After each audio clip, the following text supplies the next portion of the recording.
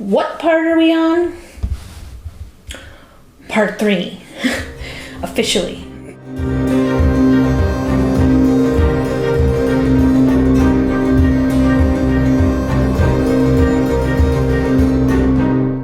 Welcome back to our channel, Sarah, Kevin, and we are working on part 3 of Brandon Sanderson's Well of Ascension. Let's just get into it. It was a interesting part. Very political. There was politics galore. And some character growth. Character growth, yep. Still don't know who the imposter is. So, want to talk about like Elend's character growth first? Yeah, so with the help of Tyndwell, is that his? I don't know, anyways. The terrorist woman, he is assuming the role, like, much more confidently. He's At least on the surface. Yeah. Slowly on the inside. Exterior, he's looking like he knows what he's doing. Mm-hmm. Internally, he's still a little at times. But he's getting there. He's getting there. Well, I think the whole thanks but no thanks, we're going to pick someone else to be our leader, kind of just was like, what? So now he has to fight for the role. Whereas originally, he kind of just assumed it with no questions asked. So now he really has to be like a king. Which, by the way, he has totally screwed himself in all of this. By being honest? By being honest. Well, he writes the laws to where, they can, say thanks but no thanks. We want to pick someone else. And then when they're going to vote for who their next leader should be, so long as the voting hasn't closed, you can change your vote. Once. Which ends up happening. 2 people who had voted for someone else realize that this someone else doesn't stand a chance at becoming the new king, and they're like, can we change our vote? And he's all like, well, yes, because it's in the law, and we haven't officially closed the voting. And so they picked the other 2 people. Well, they picked they picked the other person. Mm-hmm. Which... So he would become king. Which in turn, eliminates Elend's possibilities of becoming king. So he's kind of screwed himself. He's got this whole honesty is the best policy, but it's making the whole nice guys finish last cliche totally come into play. And it's like, come on, dude. So obviously the politics in general is just a mess right now. It is a mess. And the person they've elected now, Lord Penrod, he's a nobleman from, prior Luthadel days. Mm-hmm. Is he going to just take it right back to how it was? We don't know yet. We don't know. But the other contender was Lord Set, whose army is sitting outside the gates. And basically strong-armed his way in. Yeah, and he was going to take it back to where it's been. If it ain't broke, don't fix it. That's kind of his mentality. But then, when they went to vote, there was an attack on Elend. So when they're in there voting... And this is another thing. So they're in there voting, but before anyone can cast their votes, these people emerge out of the crowd. I think they were plants from Lord Straff's army. And they just start attacking people. And there's 3 pockets of them. Yeah, one pocket was definitely going towards Elend. Right. So you had some that were in the crowd, some that were going towards the other assemblymen, and then there was some focused on... Well, that was the crowd, right? I was going to say some were focused towards Elend specifically, or were they in the assembly category? General crowd, Set, part of the crowd, and then Elend. Okay, so they're all heading up front. So then who has to kick in her Mistbornness and start working and doing her thing? Which then she got lucky. She gets lucky. She manages to take out all these people without harming others, because they're just throwing coins all left and right. And she was deflecting them. Those could take out anybody if they hit right. Mm-hmm. And she got a nice assist. Yeah. I don't know. I don't remember. Go ahead, explain. Orseer. Oh, yeah. Orseer. He comes in without being commanded, as the contract usually states he must do. And she was out of pewter at the time, so he comes in. Shoulder. Yeah. Well, first he comes in and he actually attacks. Because he can't kill humans, because that's the conjure way of life. So he like kind of just like pushes into this guy and takes him down, but the guy kind of clunks him.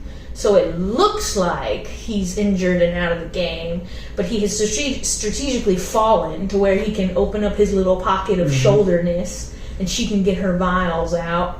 I was glad he did it without being commanded. So they're friends. They're friends. Yeah, but I was a little concerned when he was doing that, because I'm like, oh no, if something happens to Sir in dog form, he's gonna need a new body, and I don't want him to be not a dog. So he's okay. He's okay. We're cool. The dog continues onward. Well, the body's gonna need to be replaced, because they did say the skull was shattered. I remember his jaw was hanging weird. Well, I'm hoping, since he likes the dog form, that maybe they will continue the dog form.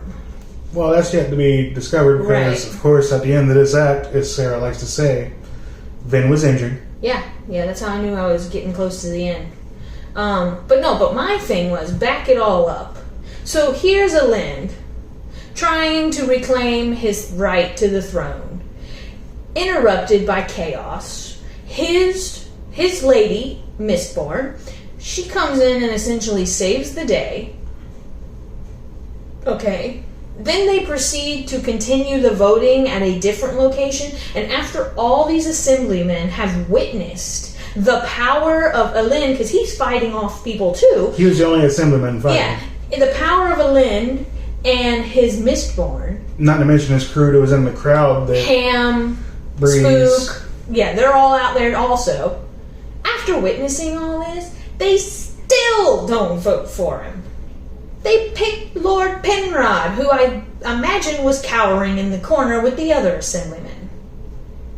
I don't know, they didn't really specify his location. I also was like, originally, like, when all this is going on, and Vin is having to take on all these people or something, I'm like, where's Ham? Where's Breeze? Where's Clubs? They're taking care of other people. Yeah, well, like I said, with you get confused. When they start doing the action scenes, I'm so busy trying to, like, pay attention that I forget where everybody else was. So.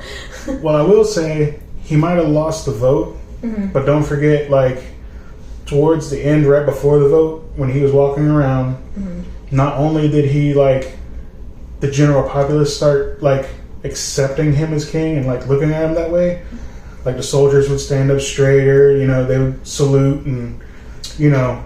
Well. And let's not forget the Church of the Survivor. I was going to say, is this because he has recently joined? I don't think, because that was, like, the night before. The general populace coming to him for answers, like when the wells got poisoned, they came to him. You know, everything, they started coming to him because they felt he would get shit done. Right. So that's before the church. The church, that's kind of like a political move that he was trying to get the ska to, you know, be on his side. If he joins their which cause. he did get like most of the ska vote for the kingship from it. Right. But it's going to be interesting to see, like, when Vin comes back too, how she actually feels about it, because he didn't have a time to discuss it with her, that he joined. About joining, right. Yeah. Well, and I don't even think she realized how prominent the church was within the walls until she followed Captain Demo, because she thinks he's the imposter.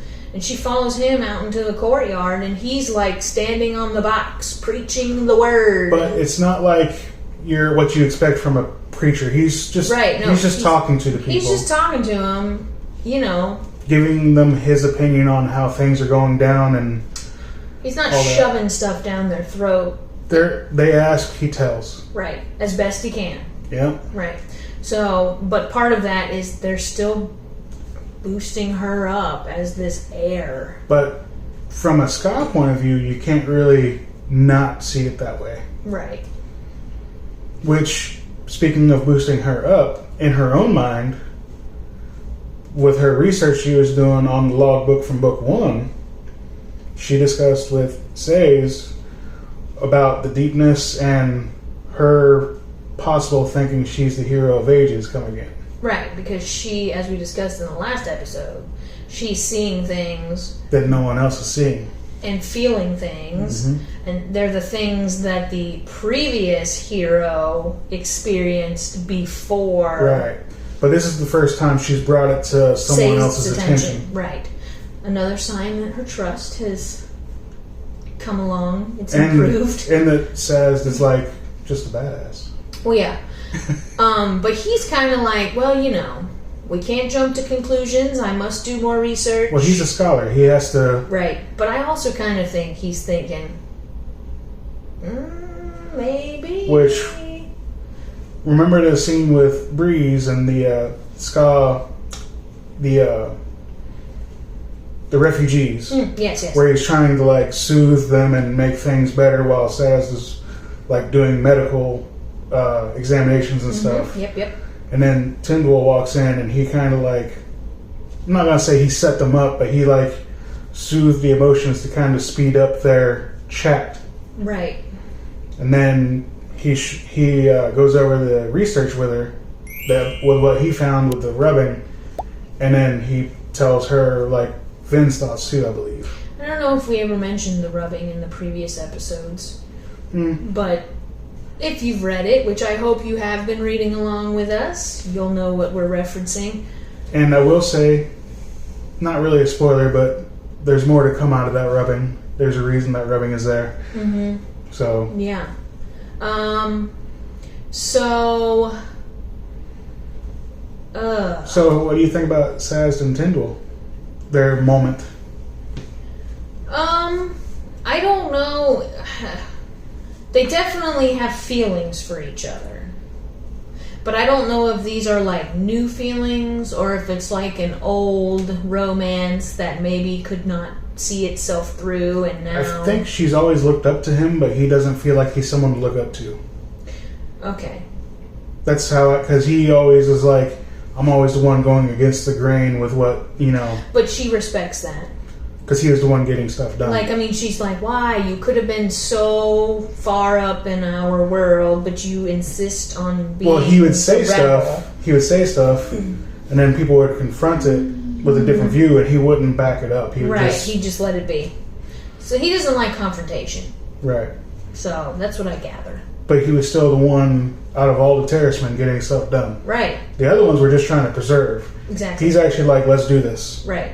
Instead of, let's not just be all talk. Let's have some action. And then, it might not be romantic, but you could tell there was something there when she's like, give me an excuse to stay. Right. Because, now that we know more of her past, where she's given birth to 40 children. She was in the breeding program, yeah. She don't care about the D. Nah. So him being... Which is good, yeah. Yeah. She don't need all that. She just wants that mental... She wants the mental connection, the companionship. Yeah, the emotional, everything that she didn't get in that program. Yeah. So, I think they could have something blossoming there. Also, Vin did some more digging in the crew to see if she could find the imposter. Which, as I mentioned, they still haven't figured it out. But you gotta admit, you were leaning pretty hard towards Docs as being the one, but then he has a discussion with her. He does, but I don't know. Even she's still like... Well, she was like down with it, and then Orsier was like, Yeah, Orsier was like, yeah, my people are really good at impersonating. And so that's, I don't know. It could still be Docs. And she thought it was the Captain Demo. But that's why she followed him and then found out he was like building up her and Elend. Yeah. But here's a thought that I just had. What if... Okay, let's say that this Khandra...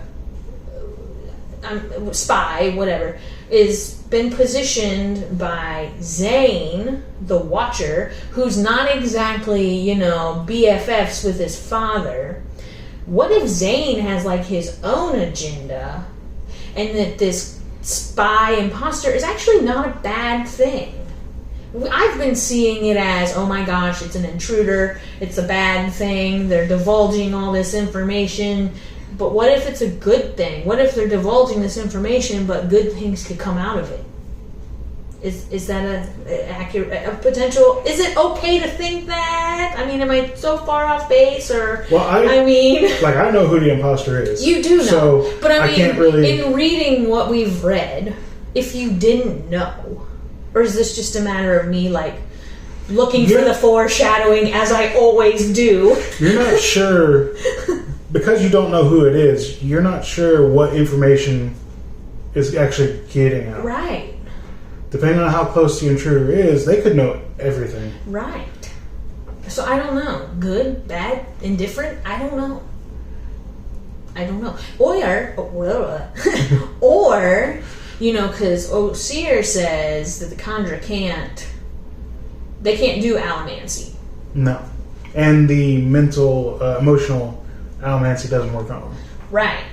But what if there's like some super Khandra that he doesn't know about? And maybe that's... Because in theory, you weren't supposed to be able to practice allomancy and feruchemistry, but Rashek went and proved that could be done. Well, I don't think they knew that it could be mixed. But then again, the Lord Ruler did a good job of exterminating his own people. Right, but what if maybe, like, the Khandra can and just Osur doesn't know? Mm-hmm. I doubt that. Just... Yeah. Digging too deep. Now, what do you feel about the Kolos actually showing up now?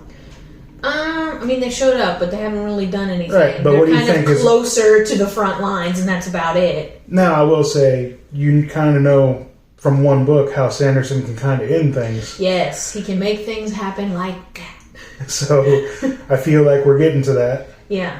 And then, there was something else. Oh, Breezy. Oh, Breezy. Oh my gosh, Breezy man. They wanted him to come to that dinner with Lord Set when, you know, he was trying to bribe Elend to just give him the city already. And he wanted to take Breezy. But then he was like, you know, you really don't have to go. Breezy's like, deuces, I'm out. I don't want to go because he's been having relations with this man's daughter. But turns out he doesn't even care that his daughter's stepping out with Breezy. Which, let's talk about his daughter for a second. I mean, yeah, I don't know. Remember, she's a rioter. Yeah. She's been messing with Breeze's emotions. Mm-hmm.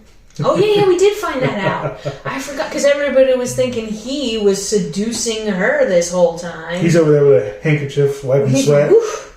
This girl. Anyways, But she's over there, like, boosting his emotions for her. Trickery, or does she actually want to be Breezy? I'm not sure, but it could be a mutual respect. Yeah. Because they both mess with emotional allomancy, and everyone kind of knows that Breeze is very and he also said, you know, it's hard for him to get this kind of level of emotion with women because he doesn't know, are they liking me for me, or am I, because he's always putting out he does it without even knowing, I think. It's so natural to him, it's like breathing. Right. So it's like, are they liking him for him, or is this his soothing, convincing them? So, because when he had his little internal monologue, he's like, I can't help but see the emotions in people and try to figure out how I can help them. Right. He's not trying to, you know, deter from anyone, but he's trying to, like, make everyone a little bit more up. I mean, because, like, when Elend is feeling questionable, he's always trying to take away the he's trying to soothe the anxiousness, the nervousness, the worrying, when he has to be preparing to go and do things. But now, who knows what the hell he's going to do since he's been officially ousted. Time will tell. Yeah, I don't know. I mean, I kind of feel like if I was him, I'd be like, all right. Well, y'all got this. I'll be out here doing my own thing. I do have one question. Okay. What do you think the pulsing is that Vin is sensing? From the mountains? Mm-hmm. I don't know. Maybe it's the well? I don't know. I really, I haven't thought about it. We will look back and see if she's right. I haven't really, thought Giving it much thought. I've just been holding on to the whole she feels it and the person who was supposed to have been the hero feels it. So then I think, maybe she's the next one in line. So that's about all I got. And then, do you believe the mist is the deepness? I don't know, because I was reading that, and I'm kind of still just like, I don't know. Like, I don't understand the whole deepness thing. It's very mysterious. Yeah, I don't understand it, so I'm like, I don't know. I mean, I guess it could be. But why would you call it the deepness? Why would you just call it the mists? If, in fact, they are the issue. I don't know. Well, it sounds like from the old texts that they're looking at that it was pretty much 24/7 there. Right. Because food wasn't growing, everything was scarce. Yeah. And if you didn't have no food, people would die. Right. So. Yeah, I don't know. Time will tell. And on that note, read and find out. I feel like we're pretty good on this episode. I think we've discussed the part pretty good. Yeah. As usual, if we miss something, comments below. We really want to interact. Hit us up. Yeah. And I think with that, we are done with part 3 of The Well of Ascension. Yep. Till next time. See ya.